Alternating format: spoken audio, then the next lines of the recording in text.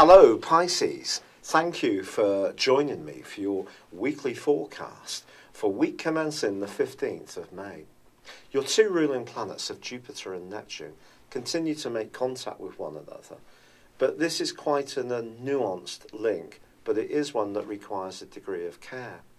It's all about balancing your desire to be an individual in the most progressive and creative way with how this is going to mesh in the real world, particularly around finance or your closest relationships. Your individuality, therefore, has to in some ways be flexed in order to match the needs and expectations of those other links, and that's not always going to be easy to do, particularly because Jupiter obviously is the planet of expectations.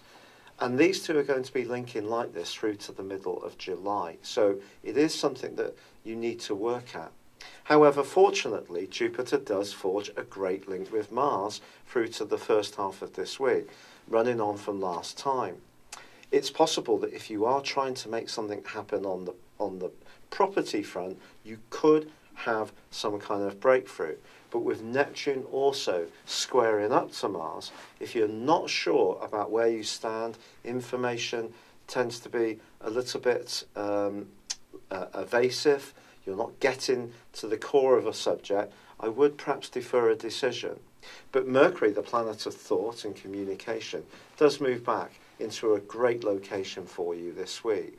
And if you have been thinking about your strategy, or doing research, or talking about things with people, and there have been mixed messages, by the end of this week, hopefully you will be clearer about what you want to achieve. Of course, the Sun has been in this location, in the sign of Taurus, for 3 weeks. By the end of this week, he relocates into your sector of home, family, and security. But all through this week, he is himself in an obtuse angle with Saturn. When it comes to your worldly aspirations, and again, it could be linked to your ambitions and goals, whatever they may be, the way you think about them and communicate them to others may not mesh together quite as neatly as you would like. So a degree of patience is going to be needed. By the end of this week, when there is a quarter moon, if there is any frustration around you, this could surface, and something that you would normally shrug off can seem a much bigger problem. So it's all about perspective, really. But the wonderful thing is that Neptune does forge a beautiful link with Venus all through this week. And this suggests that if you can just tune in to your deepest being, really push all the clutter and all the ideas and noise that's competing for your attention to one side, and really tune deeply into what you really desire, there's a good chance you can get it. And also from a romantic viewpoint, there could be someone who's quite fun to be around. You're not quite sure what to make of them yet, but you may be finding part of their nature really quite cute and attractive, and that can draw your attention as this week progresses more and more.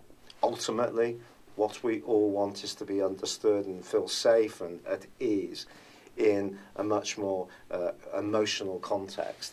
And the Sun, as it transfers signs at the end of this week, will certainly give you an opportunity to discover if you can share that with this particular individual in the weeks to come.